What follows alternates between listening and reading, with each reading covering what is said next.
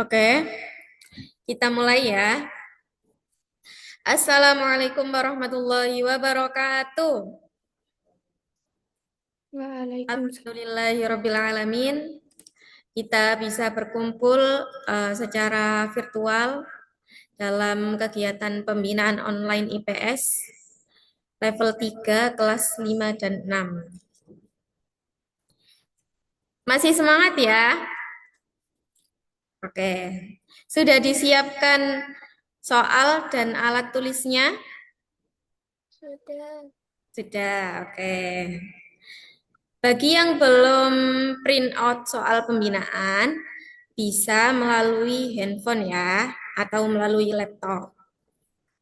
Oke, anak-anak, selama pembinaan berlangsung, dilarang mencoret-coret Zoom-nya ya, karena nanti teman-teman bisa terganggu. Terus yang kedua, silakan mengaktifkan mikrofon bila ingin menjawab atau ingin bertanya. Dan matikan mikrofon jika tidak digunakan. Terus yang ketiga, boleh mengaktifkan kameranya ya. Oke, kita perkenalan dulu. Ustazah bernama Ustazah Naila yang akan mendampingi kegiatan pembinaan online IPS, bidang pembinaan online IPS level 3 kelas 5 dan 6. Nah, untuk pembinanya kita hari ini bersama Ustazah Kiha. Ustazah Kiha adalah pembina IPS SD Irada Full Day Education. Oke.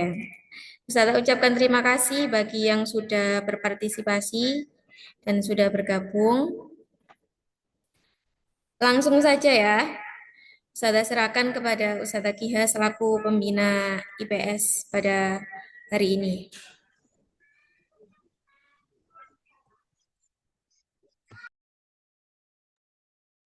Oke, baik. Assalamualaikum warahmatullahi wabarakatuh. Oke, perkenalkan saya Ustazah Kiha, nama lengkapnya Fakihatul Husna. Ustazah adalah pembina IPS di SD Irada. Nantinya akan membersamai kalian untuk pembinaan persiapan JISMAK 6. Sudah belajar semuanya anak-anak? Sudah ya? Oke.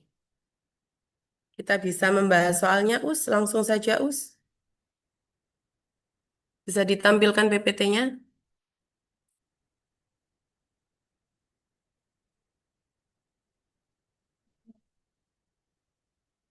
Sudah? Oke, next.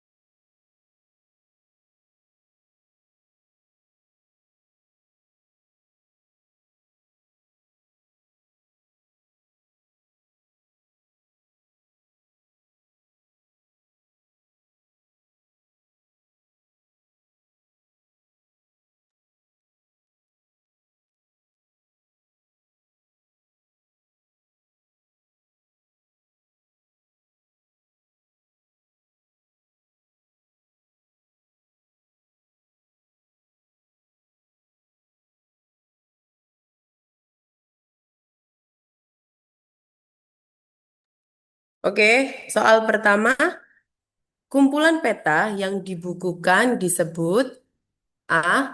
Globe, B. Atlas, C. Peta, D. Arsip. Ada yang tahu jawabannya? Yang bisa bisa dijawab ya. D. Kalau mau Atlas. menjawab bisa menyalakan mikrofonnya, Ya. terus B. setelah menjawab bisa di mute lagi. B. Jawabannya? B. Jawabannya D. B. Oke, next, Miss. Aku meneng kuncinya? mikrofoniku. Apa Oke, jawabannya adalah B. Kenapa kok bisa B, Us? Globe adalah, kalau globe yang A, globe itu adalah tiruan bumi dalam bentuk kecil. Nah, kalau peta, peta adalah peta itu sendiri, hanya sebuah gambaran bumi yang dituangkan dalam bidang datar. Kalau yang C, oh maaf, kalau yang D itu tidak mungkin. Kalau atlas adalah kumpulan dari beberapa peta yang digabungkan atau dibukukan. Jadi jawabannya adalah B, atlas. Kumpulan peta yang dibukukan disebut atlas. Bisa di next selanjutnya.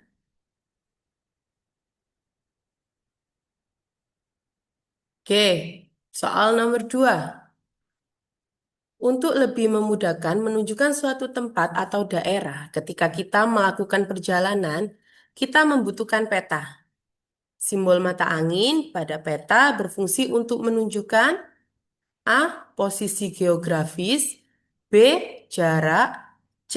Arah objek, D. Waktu daerah. Jawabannya, ada yang tahu?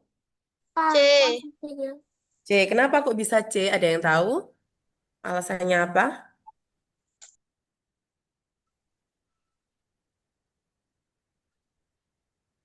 Oke, jawabannya yang benar adalah C. Pinter semua ya. Simbol mata angin pada peta memiliki fungsi utama untuk membantu pembaca memahami orientasi atau arah. Dengan melihat simbol ini, kita dapat mengetahui arah utara, selatan, timur, dan barat. Biasanya di peta itu ada di pojok sebelah kanan, itu ada arah kayak apa namanya? Arah yang U menghadap ke atas itu adalah apa namanya? Parah. Ya, itu arah utara yang menunjukkan atas itu ya. Nah, itu disebut arah mata angin. Ada utara, selatan, timur, dan barat. Next, kita mulai menghitung habis ini ya. Nah, ini soal kamu akan belajar menghitung juga. Pada peta dengan skala 1:500.000, jarak antara kota X dengan kota Y adalah 4 cm. Jarak kota X dan Y sebenarnya adalah, nah ini soalnya adalah mencari apa? CS. Jarak sebenarnya. Yes, jarak sebenarnya. Oke. Nah, yang diketahui apa dulu? Yang diketahui adalah apa, Yusron? Yang diketahui adalah jarak Jarak pada pada peta. peta yaitu 4 cm dan skalanya itu diketahui 1:500.000. Nah, B. yang ditanyakan adalah JS, jarak sebenarnya. Oke. Ada yang sudah menghitung tadi? Apakah ada yang sama jawabannya 20 kilometer? B.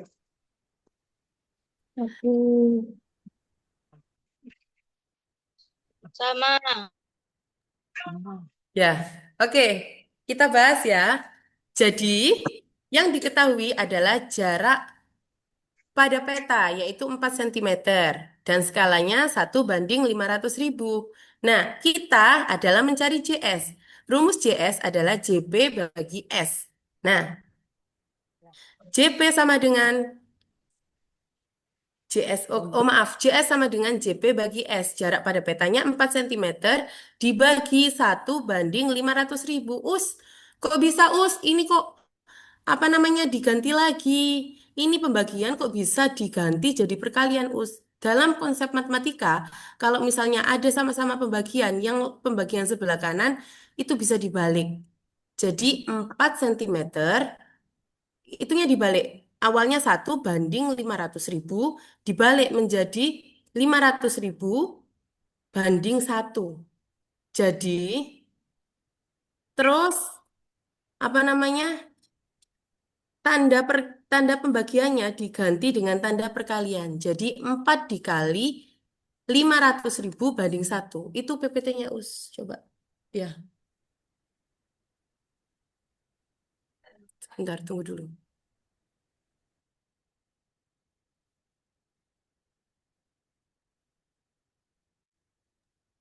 Oke, jadi ini PPT-nya kurang tepat ya anak-anak ya. Harusnya 4 dikali 500.000.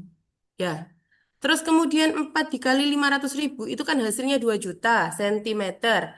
Us, ini nggak ada us jawabannya us sentimeter us. Adanya kilometer semua. Lah ini kita konvertkan. Kalau km itu kan harus dari cm ke km itu kan harus naik 5 anak tangga. Sudah tahu semua kan km, hm, dam, mdm, cm, mm ya. Nah, kalau sentimeter ke kilometer itu naiknya adalah 5 anak tangga. Jadi 2 juta dibagi 100.000. Hasilnya adalah 20 kilometer. Bisa dipahami anak-anak? Ada yang ditanyakan? Sudah paham semua ya? Konsep pembagian, perkalian, dan menghitungnya? Sudah, oke. Bisa lanjut ya, Us? Soal nomor 4. Negara Indonesia dikenal sebagai negara agraris karena A. Banyak sungai dan laut. B. Mayoritas penduduk bekerja di sektor pertanian. C. Letak di daerah tropis. D. Letaknya di Asia Tenggara. B. Oke, B. jawabannya adalah B. B. Oke, kenapa kok B ya? Bisa next, Us. Nah, pembahasannya. Oke, jawabannya B. Yang jawab B benar. Pinter-pinter semua ya. Disebut sebagai negara agraris karena sebagian besar penduduknya bekerja di sektor pertanian. Nah, kalau dikatakan banyak wilayah perairan atau lautnya, itu sebutannya untuk negara maritim. Ya, yang A itu ya. Kalau tropis berkaitan dengan iklim atau negara Asia Tenggara, memang letak Indonesia adalah di Asia Tenggara. Dan ini berdasarkan letak Indonesia secara geografis. Tidak ada kaitannya dengan negara agraris. Jadi jawaban yang tepat adalah jawaban B. Mayoritas penduduknya bekerja di sektor pertanian. Bisa next, Us.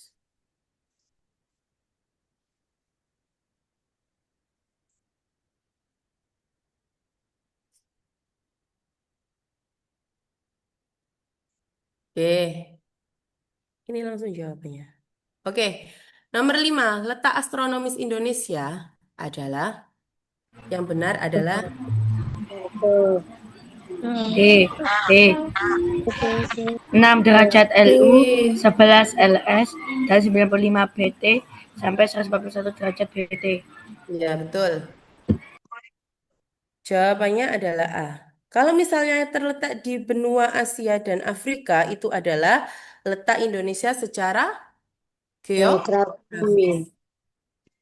Nah, kalau misalnya terletak di pertemuan lempeng Eurasia dan Indo-Australia dan Pasifik, itu adalah letak Indonesia secara geologisnya. Ya, jadi jawaban yang tepat adalah B. 6 derajat LU, 11 derajat LS, dan 95 derajat BT sampai 141 BT. Bisa next ya, Us.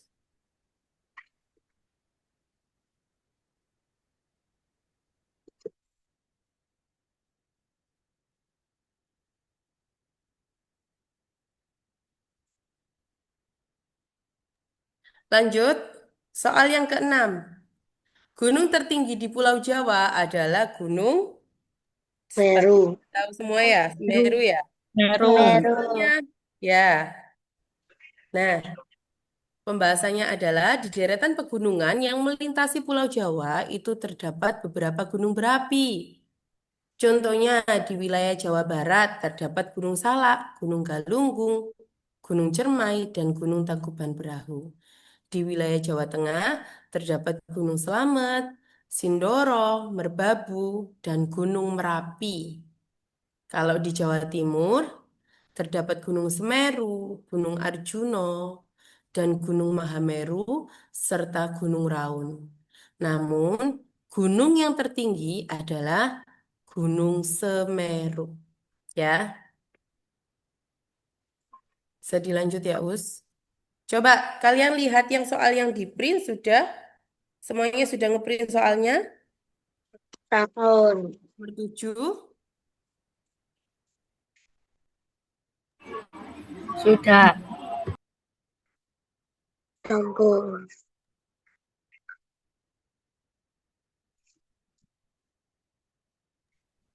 Nomor 7, angin yang bertiup dari laut ke darat disebut angin Laut. Laut. angin laut. Oke, kenapa kok angin laut? Laut.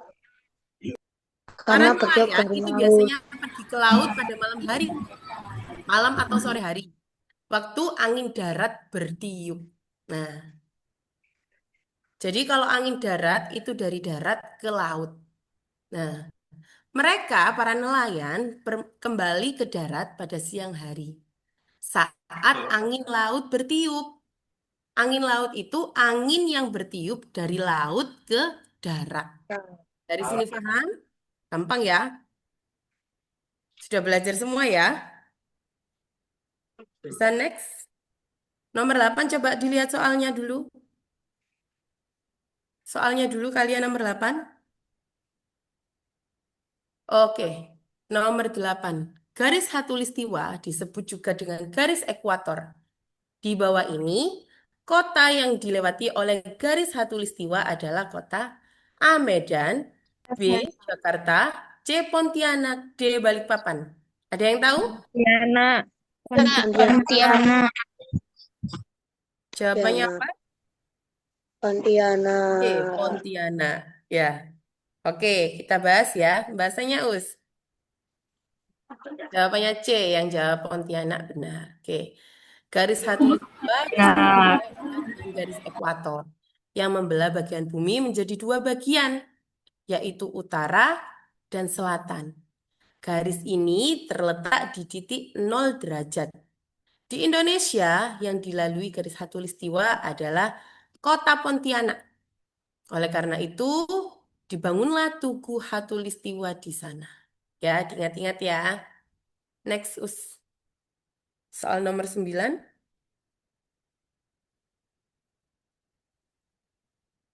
Oke. Dalam kehidupan bermasyarakat, ada berbagai lembaga sosial yang memiliki peran penting.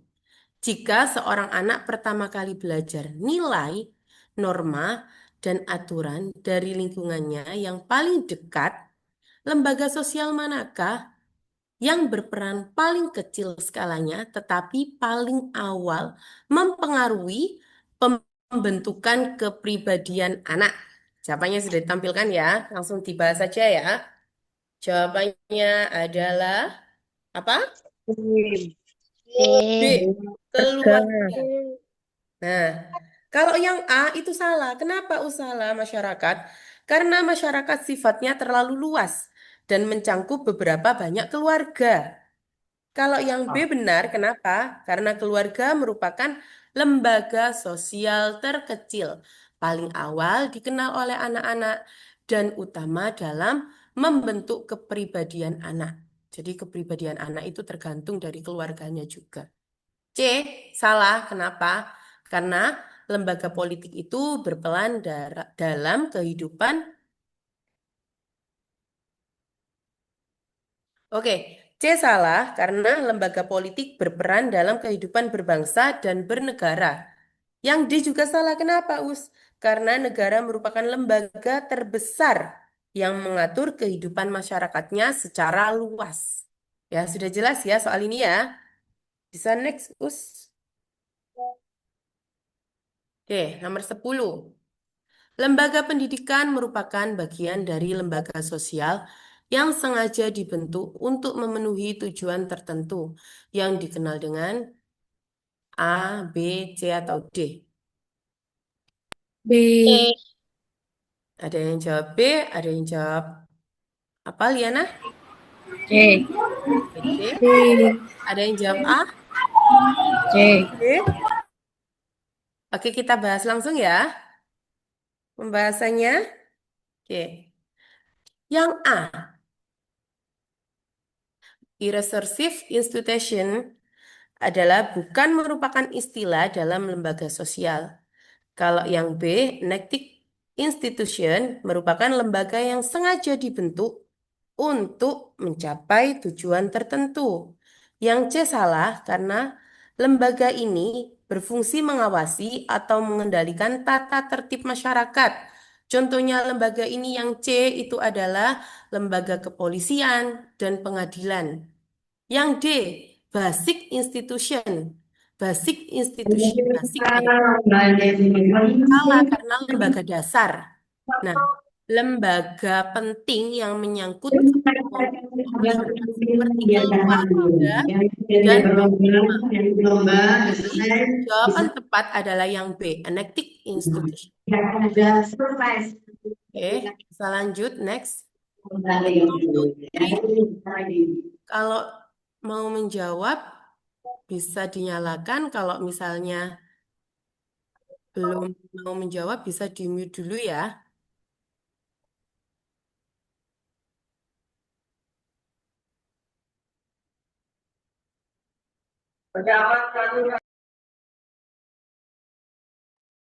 Oke, lanjut.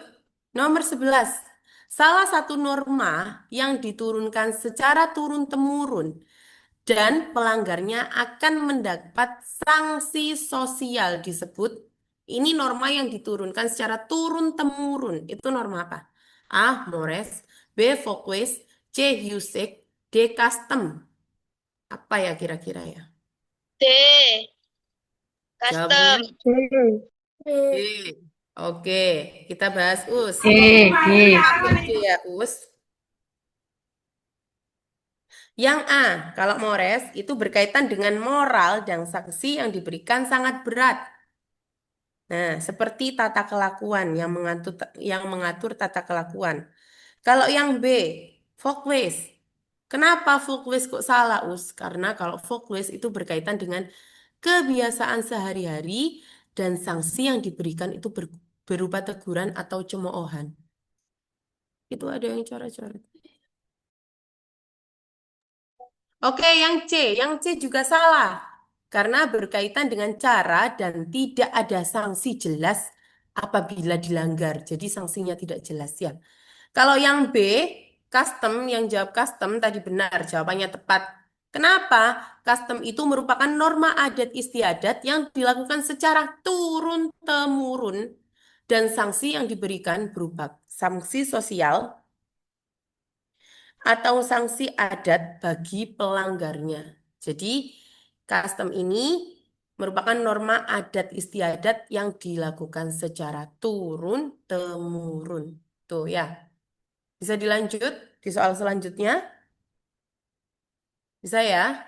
Next aja, Us.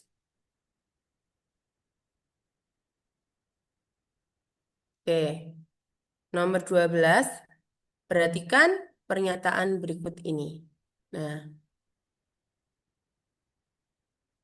soalnya adalah berdasarkan pernyataan tersebut yang termasuk ciri-ciri dari nilai adalah pernyataan pertama, memiliki sanksi yang jelas. Pernyataan kedua, tidak memiliki sanksi yang jelas. Yang ketiga, bersifat mengatur dan mengikat. Yang keempat, biasanya diajarkan oleh keluarga sehingga keluarga yang satu dengan yang lain memiliki perbedaan. Nah, ciri-ciri dari nilai adalah ingat, nilai adalah sesuatu yang D. dianggap baik dan berkembang di tengah-tengah masyarakat. Jawabannya adalah D. D. jawabannya. D. Ada yang jawab C? Oke, kita bahas bersama-sama. Pembahasan jawabannya adalah C. Kenapa kok C, Us? Oke, yang nomor 1 itu merupakan ciri-ciri dari norma. Nah, yang nomor 2 adalah ciri-ciri dari nilai. Yang nomor 3 adalah ciri-ciri dari norma. Dan yang nomor 4, nah biasanya diajarkan oleh keluarga sehingga keluarga yang satu dengan yang lain memiliki perbedaan itu adalah ciri-ciri dari nilai. Nah, jawaban yang tepat adalah C, karena nilai adalah sesuatu yang dianggap baik dan berkembang di tengah-tengah masyarakat. Nah, kalau nilai itu tidak memiliki sanksi yang jelas, ya. Jawaban A salah karena 1 itu merupakan ciri-ciri norma dan 2 merupakan ciri-ciri nilai. Yang B salah karena 2 merupakan ciri-ciri nilai dan 3 merupakan ciri-ciri norma. Yang C benar karena 2 dan 4 tadi merupakan ciri-ciri nilai. Sedangkan yang D salah karena 1 itu merupakan ciri-ciri norma dan 4 merupakan ciri-ciri nilai. Kita analisis dulu kalau ada soal seperti ini ya. Oke, next Us.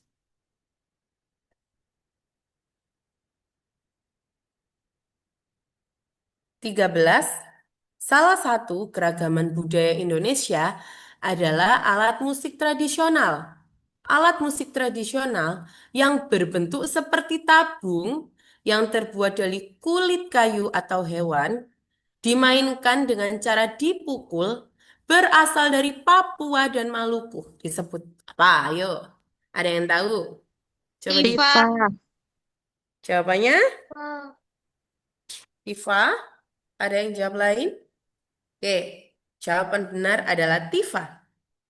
Oke, kendang Us, yang Aus. Kendang kok salah Us? Karena kendang itu berasal dari mana? Jawa, atau tepatnya di Sunda. Yang B salah, karena kecapi itu dimainkan dengan cara dipetik. Dan kecapi berasal dari Sunda. Sedangkan yang C salah, karena sasando itu juga dimainkan dengan cara dipetik. Ada yang tahu sasando? Pernah lihat bentuknya? Nggak pernah lihat bentuknya? Coba kalau yang nggak pernah lihat bentuknya, nanti searching ya. Macam-macam alat musik tradisional di Indonesia. Nah, kalau kamu pilih sasando, itu salah. Karena apa? Sasando itu dimainkan dengan cara dipetik. Dan sasando itu berasal dari Nusa Tenggara Timur atau NTT. Nah, kalau yang Deus, Tifa. Tifa itu benar karena bentuknya seperti tabung, seperti kendang, terbuat dari kulit kayu dan hewan, dimainkannya dengan cara dipukul, dan tifa itu adalah alat musik tradisional yang berasal dari Papua. Udah jelas ya anak-anak? Bisa next?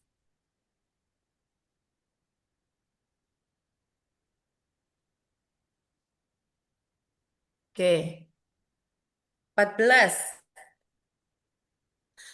Banyaknya ragam budaya yang dimiliki oleh bangsa Indonesia hendaknya kita jaga bersama. Agar tetap terjaga keutuhannya, berikut usaha yang dapat kita lakukan untuk menjaga keutuhan serta keragaman budaya kita. Kecuali, C, C, C. iya, Menghalangi tetangga yang ingin beribadah. ya betul, menghalangi tetangga yang ingin beribadah. Bahasanya, Us? Yang A itu benar karena mempererat persatuan dan menjaga budaya kita. Karena gotong royong itu adalah salah satu budaya di Indonesia. Orang Indonesia suka gotong royong. Yang B benar karena wujud melestarikan sekaligus menghargai perbedaan. Yang C salah, menghalangi tetangga yang ingin beribadah karena justru melanggar hak beragama dan dapat merusak persatuan. Yang D benar karena cara yang penting untuk menjaga keragaman budaya kita dengan cara menghargai satu sama lain. Ada yang ditanyakan? Sudah jelas? Mana Sudah. suaranya? Sudah? Bisa lanjut ya? 15. Beredarnya barang elektronik dengan merek buatan negara lain di Indonesia menunjukkan contoh globalisasi di bidang apa? A. Pertanian, B. Perindustrian, C. Perindustrian. B. Perikanan. Jawabannya? B. Perindustrian. Kenapa aku jawab B?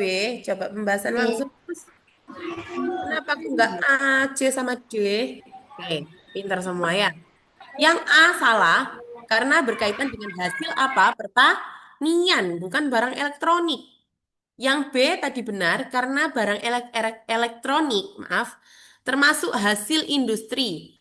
Masuknya produk luar negeri ke Indonesia adalah bukti globalisasi di bidang industri. Yang C salah karena perkebunan berkaitan dengan hasil kebun. Contoh hasil kebun apa saja? Teh, kopi, dan karet. Itu tidak relevan ya. Yang D salah. Karena perikanan itu berkaitan dengan hasil laut, bukan berhubungan dengan elektronik. Oke, next. Nomor 16, Us. Oke. Kemajuan teknologi membuat manusia semakin mudah berkomunikasi, bahkan lintas negara. Hal ini merupakan salah satu bentuk globalisasi. Contoh globalisasi di bidang komunikasi adalah jawabannya apa? D. Banyak merek smartphone dari luar negeri. Oke, kompak ya jawabannya D ya. Bahasanya Us. Oke, jawaban D. Kenapa? Yang A salah karena contoh globalisasi di bidang apa? Mobil, transportasi, bukan komunikasi. Yang B, banyak rumah makan milik negara lain itu contoh globalisasi di bidang ekonomi. Kalau yang C, beredarnya lagu-lagu dari negara lain itu adalah contoh globalisasi di bidang seni budaya. Jadi jawabannya adalah D. Banyak merek smartphone dari luar negeri. Nah, itu adalah sarana komunikasi modern yang memudahkan orang berhubungan lintas negara. Oke, bisa dilanjut. Nomor 17.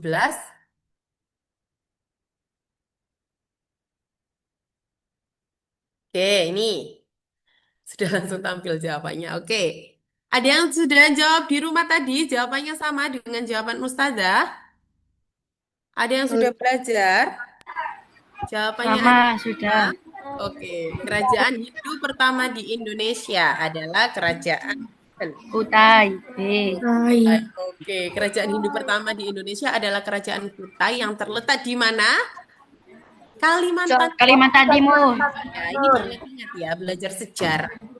Bukti keberadaannya ditemukan pada Prasasti Yupa. Nah, Prasasti Yupa ini adalah peninggalan dari Kerajaan Kutai yang terletak di Kalimantan Timur. Diingat-ingat.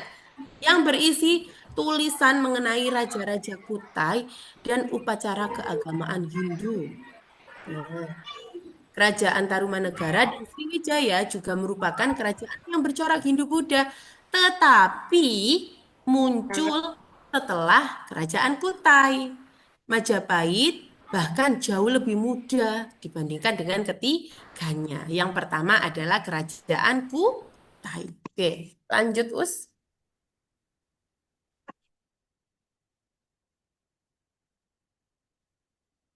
Soal nomor 18. Salah satu tokoh perjuangan yang tetap gigih mengusir penjajah Belanda, meski terpaksa ditandu oleh anak buahnya ketika bergerilya. Beliau adalah siapa? A. Bung Tomo, B. I Gusti Ngurah Rai, C. Sultan Syahrir, D. Jenderal Sudirman. Jawabannya adalah Jenderal Sudirman. jawabannya D. A. Jenderal Sudirman. Sudirman. Kenapa Jenderal Sudirman, Us? Tokoh perjuangan yang tetap gigih memimpin perjuangan melawan penjajah Belanda meski dalam kondisi sakit hingga harus ditandu oleh pasukannya saat bergerilya adalah Jenderal Sudirman. Beliau dikenal dengan Panglima Besar TNI dan menjadi simbol keteguhan serta semangat perjuangan bangsa Indonesia. Beliau, Jenderal Sudirman, tetap memimpin perang gerilya pada agresi militer Belanda kedua, meskipun kondisinya itu sangat lemah. Nah, hebat ya Jenderal Sudirman ya.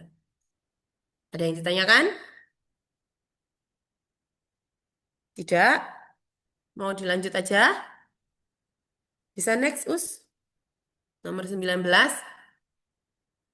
Nah, ada yang jawabannya sama Ustazah? Sama. Salah satu peninggalan penyebaran agama Hindu dan Buddha Sama. adalah candi. Apa sih fungsi candi itu, Us? Candi berfungsi sebagai tempat pemujaan, meditasi, atau makam untuk memuliakan dewa-dewa, leluhur, atau raja. Candi Borobudur dan Prambanan merupakan peninggalan dari Kerajaan Mataram. Mataram kuno. Candi Borobudur itu candi yang bercorak Buddha. Dan Candi Prambanan itu bercorak Hindu, merupakan peninggalan kebudayaan dari Kerajaan Mataram kuno yang berkembang di Jawa Tengah. Kerajaan ini dikenal memiliki dua dinasti besar, yaitu dinasti Sailendra, penganut Buddha, membangun Borobudur, dan dinasti Sanjaya, penganut Hindu, membangun Prambanan. Jadi kalau misalnya nanti ada soal, candi yang bercorak Hindu, apa? Candi yang bercorak Buddha, apa? Sudah tahu? Nah, Nah, oke. Lanjut ya. Nomor 20. Perang melawan penjajah Belanda selama abad ke-16 dan ke-19 banyak mengalami kegagalan. Apa sebabnya? Ada yang karena jawabannya? kurangnya persatuan dan kesatuan antar daerah. Oke. C. Kurangnya persatuan dan kesatuan antar daerah di Indonesia. Betul, ya. Pembahasannya begini. Nah, perlawanan bangsa Indonesia terhadap penjajah Belanda pada abad ke-16 hingga 19 itu banyak mengalami kegagalan, terutama karena tidak adanya persatuan antar daerah. Nah, perlawanan tersebut dulu itu dilakukan secara kedaerahan, tidak terkoordinasi, dan tidak saling membantu. Nah, hal tersebut membuat Belanda lebih mudah mematahkan perjuangan karena dapat menyerang satu daerah demi satu daerah karena kurangnya persatuan dan kesatuan antara daerah satu dengan daerah yang lainnya di Indonesia. Kita itu bisa maju kalau kita bersatu. Oke? Bisa dilanjut nomor 21 ya. Bisa.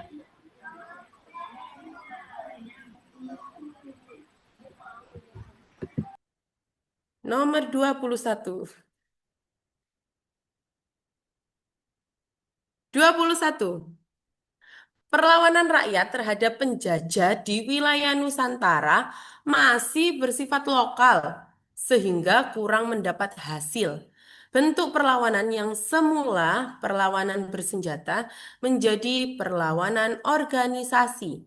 Organisasi yang berdiri pertama kali adalah Budi Utomo. Di bawah ini merupakan tokoh penggagas dan pendiri organisasi Budi Utomo adalah jawabannya D, ada yang sama tadi mengerjakan sama Ustazah di rumah. Nah, kenapa organisasi Budi Utomo itu? Nah, berdiri pada 20 Mei 1908 dan dianggap sebagai tonggak awal pergerakan nasional di Indonesia.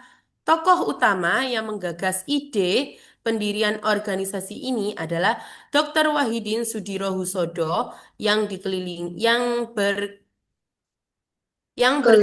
Jawa untuk menyebarkan gagasan pentingnya pendidikan bagi rakyat.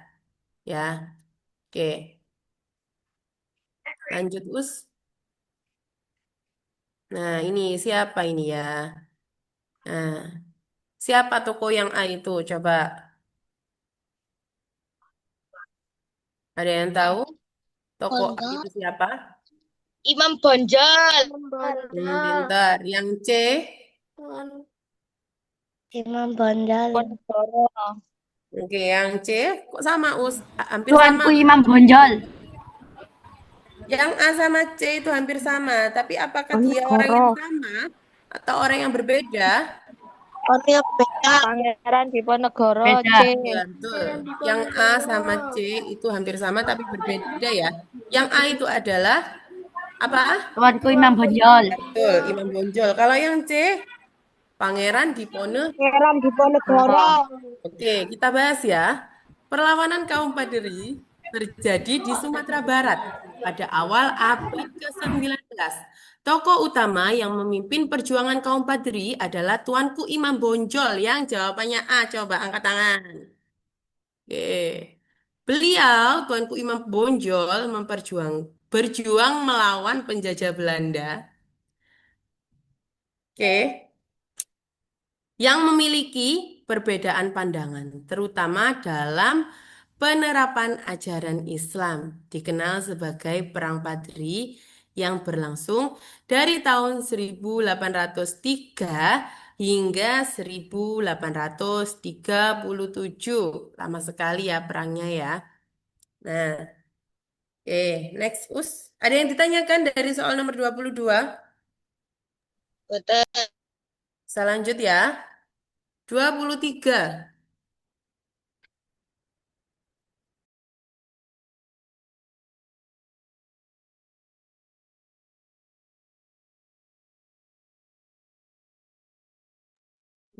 Hmm. 23. Penyebab utama terjadinya perang di Ponegoro adalah, ada yang sudah jawab tadi? B. Ada yang jawaban lain tadi atau sama dengan Ustazah semuanya? Oke, Sama. sama. Penyebab utama terjadinya perang di Ponegoro. Jadi jawabannya B.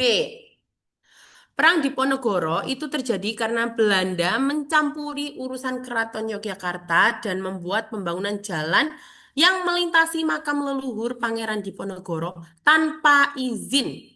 Nah, hal tersebut dianggap sebagai pengkhianatan, sehingga memicu kemarahan Diponegoro dan memulai perang besar pada tahun 1825 sampai 1830. Oke, jadi jelas ya? Bisa lanjut, Us? Next.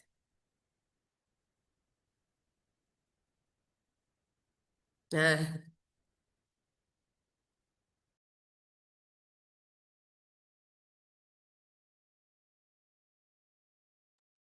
24. APBN menjadi alat untuk memelihara dan mengupayakan keseimbangan fundamental ekonomi. Hal ini dapat menggambarkan fungsi APBN. Fungsi APBN yaitu yang mana? Jawabannya adalah Betul. stabilisasi. Oke, kenapa Us nggak A, B, dan C, Us? Penjelasannya seperti ini. Nanti yang kurang jelas D. tulis di sampingnya ya. Yang Stabilisasi. Kalau fungsi alokasi itu bagaimana sih? Kalau fungsi alokasi itu APBN-nya digunakan untuk mengalokasikan dana demi penyediaan barang dan jasa publik, menggunakan infrastruktur, fasilitas kesehatan, pendidikan, dan lain-lain. Kalau fungsi distribusi US, tahu kan distribusi? Distribusi itu berkaitan dengan apa?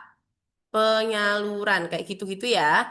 APBN digunakan untuk pemerataan pendapatan dan keadilan. Misalnya melalui subsidi, bantuan sosial, dan pajak progresif. Kalau yang C, yang D maaf, fungsi stabilisasi ya.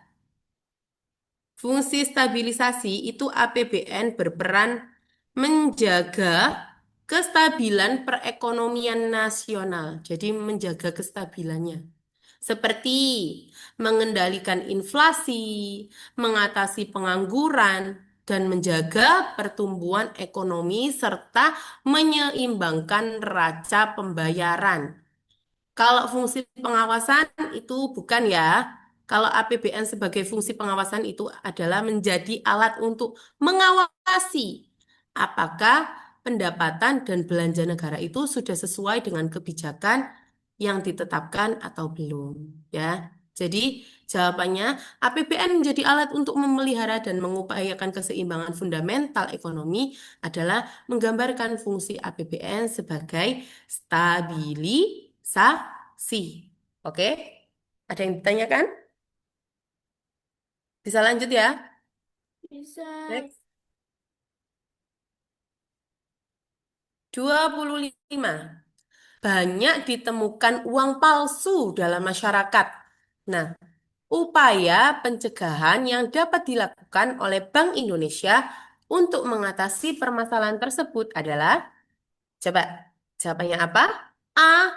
Menangkap pelaku pemalsuan uang. B. Memusnahkan uang palsu yang ditemukan. C. Mengecek setiap transaksi pembelian. Atau D. Memberi tanda pengaman pada uang. Jawabannya yang mana? C. C. C.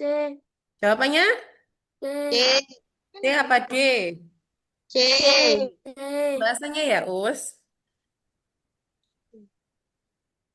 Duh.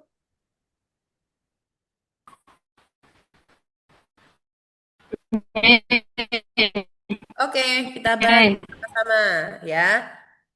Pembahasan Bank Indonesia itu sebagai bank sentral. Dia memiliki kewenangan dalam mengatur dan menjaga peredaran uang. Salah satu upaya untuk mencegah beredarnya uang palsu adalah dengan cara yang pertama, mendesain undang-undang dengan ciri-ciri khusus dan tanda pengaman, ya kan? Di uang kamu coba kalau kamu menemukan hologram atau watermark, nah itu adalah salah satu cara Bank Indonesia untuk mencegah atau mencegah beredarnya uang palsu juga. Terus yang kedua, mengedukasi masyarakat tentang cara mengenali uang asli. Sementara itu, menangkap uang, menangkap si pelaku pemalsuan uang itu tugasnya aparat penegak hukum, bukan dari Bank Indonesia, ya kan? Terus, yang memusnahkan uang palsu yang ditemukan itu bisa dilakukan, tapi sifatnya bukan pencegahan, tapi tindakan setelah uang palsu beredar. Benar bukan? Selanjutnya, yang mengecek setiap transaksi pembelian itu tidak realistis, bukan tugas Bank Indonesia. Jadi, tugas Bank Indonesia tadi itu memberi tanda pengaman pada uang. Oke, sudah jelas? Ada yang ditanyakan? Nah, agak terkecoh ya tadi ya. Jawabannya D. Ini lagi. Next, Lanjut. 26. 26. Apakah yang dimaksud dengan inflasi dalam ekonomi? Apa? Jawabannya B. Inflasi adalah peningkatan umum dalam harga barang D. dan jasa dalam ekonomi secara selama periode tertentu. Tertentu. Jawabannya adalah B. oke. Next.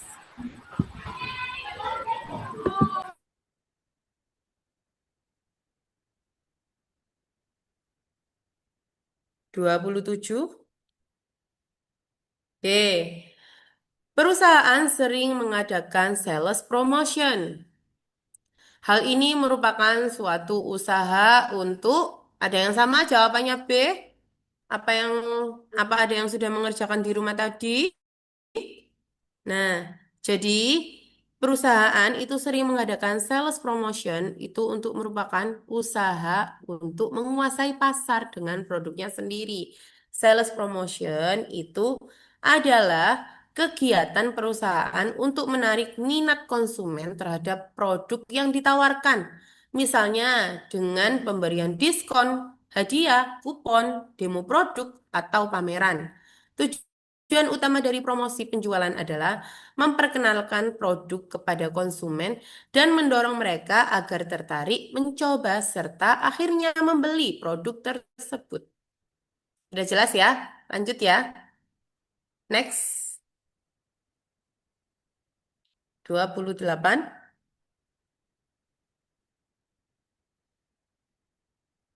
Next, Us. 28. Next.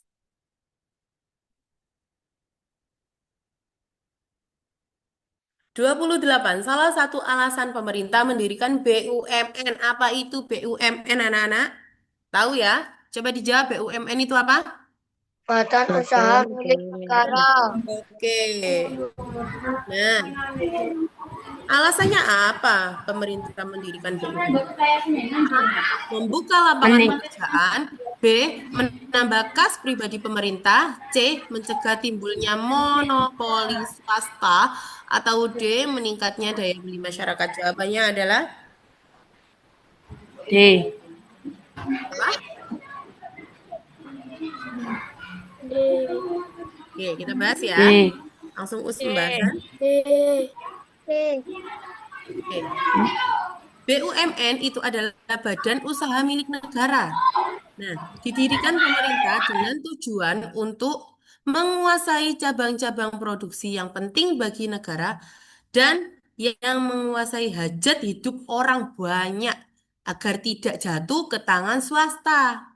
Ya, kalau sektor penting hanya dikuasai swasta, maka bisa terjadi monopoli, yaitu penguasaan pasar oleh satu pihak yang merugikan masyarakat.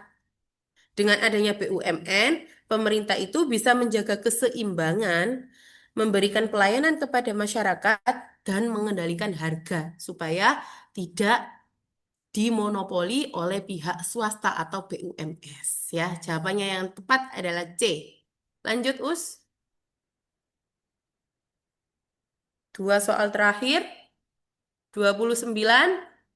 Barang yang tidak boleh atau dilarang ekspor, yaitu, nah di sini ya, sudah jelas ya.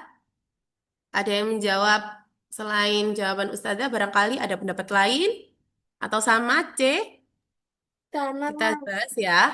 Kenapa Us kok Us? Nah, kalau minyak dan gas Sama bumi C. boleh diekspor, bahkan menjadi salah satu sumber devisa terbesar negara Indonesia. Nah, kalau nah, hewan ternak itu juga bisa diekspor sesuai dengan aturan tertentu. Misalnya mengekspor apa namanya sapi ya usia ya anak-anak ya. Terus kerajinan kayu, kerajinan kayu itu justru sering diekspor karena bernilai seni yang tinggi dan nilai ekonominya juga besar atau tinggi. Sedangkan hewan yang dilindungi, misalnya harimau, orangutan, burung cendrawasih, itu dilarang diekspor karena bertentangan dengan peraturan perlindungan satwa langka. Undang-Undang Nomor 5 Tahun 1990 tentang konservasi sumber daya alam hayati dan ekosistemnya. Jadi, hewan yang dilindungi itu dilarang diekspor. Oke? Lanjut soal terakhir. TKI sangat berjasa terhadap negara karena nah, TKI itu apa sih, Us? TKI itu Tenaga Kerja Indonesia. Adalah warga negara Indonesia yang bekerja di luar negeri. Mereka sangat berjasa bagi negara karena penghasilan yang mereka kirim ke Indonesia dalam bentuk uang dapat meningkatkan devisa negara. Devisa ini digunakan untuk membantu perekonomian nasional seperti membiayai pembangunan dan kebutuhan negara lainnya. Jadi, dianggap berjasa karena menyumbang devisa yang banyak bagi negara kita. Oke, dari 30 soal yang sudah kita bahas, apakah ada pertanyaan? Tidak? Sudah jelas semua? Oke. Sudah? Dengan berakhirnya soal nomor 30, maka berakhirnya juga pembahasan kita hari ini. Semoga anak-anak nantinya lancar dalam mengerjakan soal JISMAK 6 dan jangan lupa belajar juga untuk kelancaran kalian semuanya dalam menjawab dan jangan lupa disertai doa juga, nggih. Karena ikhtiar jalur langit itu juga menentukan kesuksesan kalian di masa depan juga. Oke? Sudah? Kalau ada kurang-kurangnya Ustazah dalam memberikan penjelasan, Ustazah mohon maaf.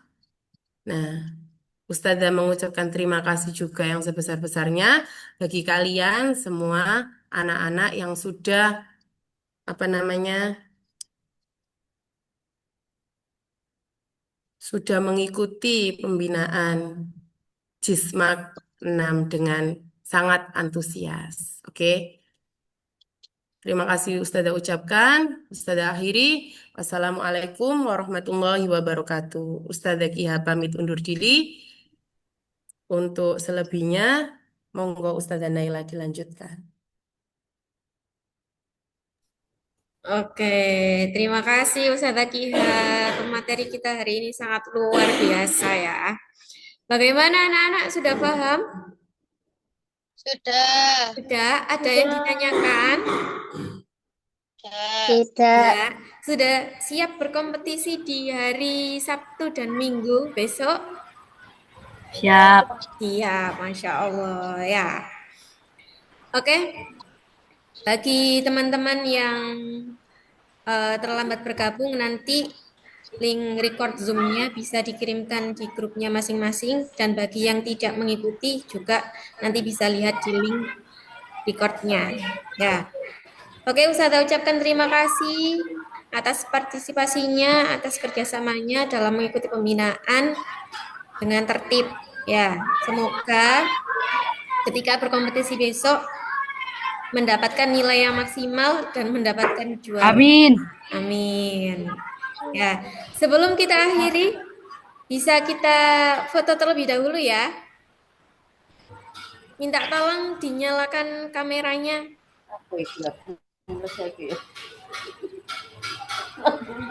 Ananda Aureli, Ananda Zaki, Ananda Putri, dan Ananda Putri. Bisa dinyalakan kameranya. Oke, kita sesi foto bersama.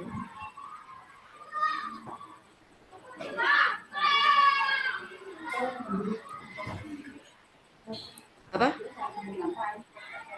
Yang mana? Oke? Sudah siap ya? Coba tunjukkan senyumnya mana? Senyumnya mana? Oke, 1. Oke.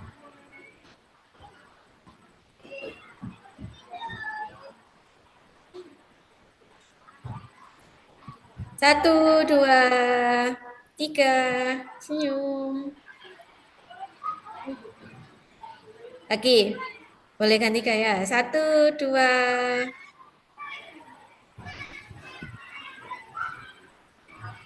3, senyum. Oke.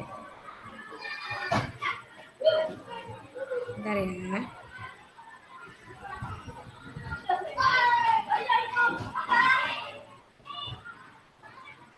Oke. Ustazah ucapkan terima kasih sekali lagi yang sudah berpartisipasi dan mengikuti kegiatan pembinaan IPS hari ini. Ustazah akhiri, semoga pertemuan kita pada pagi hari ini bermanfaat dan hasil kompetisi besok bisa memuaskan dan mendapatkan nilai yang maksimal. Ustazah akhiri, kurang lebihnya mohon maaf. Assalamualaikum warahmatullahi wabarakatuh. Waalaikumsalam warahmatullahi wabarakatuh. Bisa meninggalkan Zoom-nya ya.